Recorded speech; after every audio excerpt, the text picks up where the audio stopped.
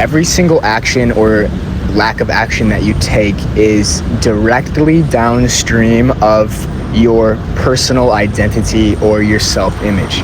So depending on how you see yourself to be will determine exactly what type of food you order, what type of sunlight you get, what type of movement you get, what type of work you do, how focused you are in that work, how many hours a day you work, how you message people, how you post social media content, how you create a website. Whatever it is you're doing will be downstream of the level of identity you're residing in. Also, other things not related to work and fitness, like reading, right? Like meditating, doing breath work. These things will all be downstream of the level of identity in which you see yourself. And so if you see yourself as a,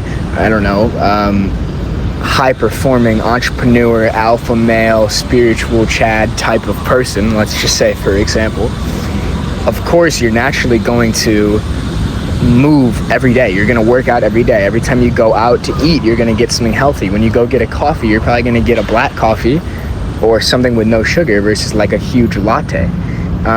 You're probably going to take that into account with your sleep. You're probably going to take that account too with you have a space in your day. What are you going to use it for? You're probably going to use it to walk, to think, to meditate, to journal, to make moves rather than escape into scrolling social media.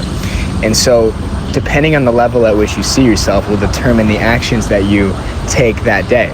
Now, on the other side of the spectrum, if you just see yourself as somebody who's just kind of like getting by in life, like you have a job, you're making money, or whatever it is you're doing, but you're not really striving to be more and to actualize some form of higher potential within you, yeah, you're going to much more easily justify the 200 gram sugar latte, or you're going to much more easily justify scrolling on Instagram for 2 hours, or you're not going to get out in the sun and move your body, or whatever it is. It's not a matter of willpower to do these things, although there is an aspect of the personal will that is important, which I'll talk about in a second. But it is the level of identity that will form the foundation of every single action you take at every single moment of your day. So how do you consciously shift your identity? That is the $1 million question. We can look at the actions that we want to take. Okay, I want to walk 10K steps a day. I want to do 2 hours of writing a day. I wanted to journal and meditate every day. I want to work out every day. I want to eat clean. Great, these are all ideals to strive for, but unless we change our self-image and how we see ourselves, they will stay ideals, and eventually willpower will run out and we'll revert back to our default state, which is our default baseline identity. So how do we change our identity? Our identity is a byproduct of where we put our conscious attention. Where you put your conscious attention will determine how you see yourself. And it has to be included in some type of goal pursuit, some type of forward striving pursuit.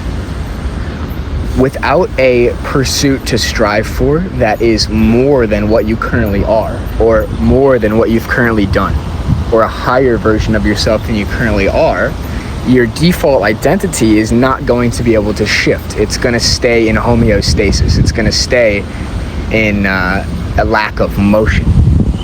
We want our identity to actually be almost constantly accelerating and constantly moving upwards every single day. Can our identity crystallize into a higher version of ourselves?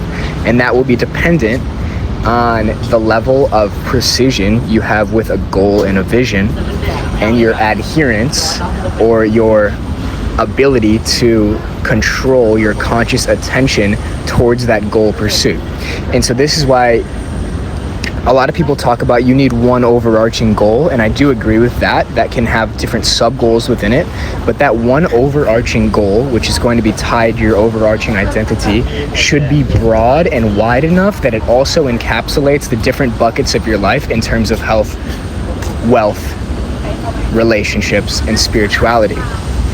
So if your broad goal is only, let's say, I want to make 10K a month as a copywriter, let's just say, for example.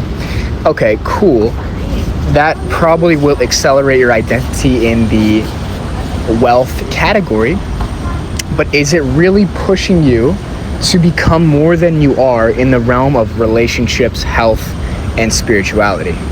Most likely not, because the goal is too narrow and it's likely not a large enough pursuit in terms of the actualization of yourself. Now, 10K a month may be a stepping stone to a larger vision, but what I would suggest is shoot bigger.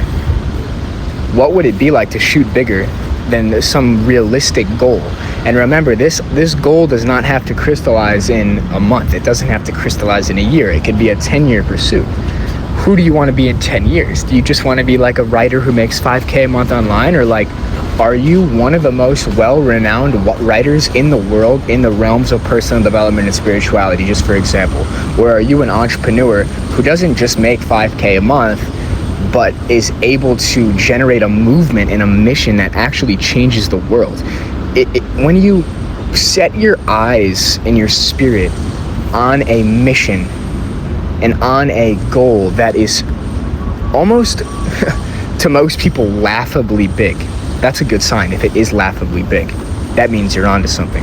When you set your vision and eyes on that goal, it will change how you act in every single aspect of your life at every single moment of the day. Seeing yourself as the billion-dollar entrepreneur who created a revolution in the health space, for example, will imbue every single area of your life in health, wealth, relationships, and spirituality. Everything is downstream of that massive goal and identity. Who do you have to become to be the person who can hold that type of vision? That is what fuels your actions every day, so long as you keep the goal and the vision top of mind and you stay as adherent to the frequency of that imagined reality of that goal. Now, let me try to bring this full circle back down to earth in actionable, simple steps. 1, all actions or lack of actions stem from the level of identity. 2, the level of identity crystallizes to the degree that you have clarity around a goal and vision. 3, the larger and more ambitious the goal or vision you have, the more you will push your identity to the limits and capabilities of your potential. So what is it? What is it that you subconsciously know is your calling on earth? What is it that you think about maybe late at night, or maybe on psychedelic journeys, or maybe in deep meditations? What is it that you see as the vision for your life that you're usually too scared to tell other people because they're going to think it's too big or crazy? What if you held that in the solitude of your own mind and heart and meditated on that every day and took every action of every day with that in mind? You're not just eating clean, you're not just getting the black coffee, you're not just sleeping, you're not just getting sun, grounding, moving your body, reading, journaling, meditating, writing. You're not just doing things for the sake of doing them. You're doing them because they're fueling the mission and the vision of who you feel you are destined to be, even if nobody else knows it or can see it yet. So I hope you guys enjoy this one. It's been on the top of my mind recently, and I'm going to be running a 30-day sprint cohort next month, actually only in a few weeks from now.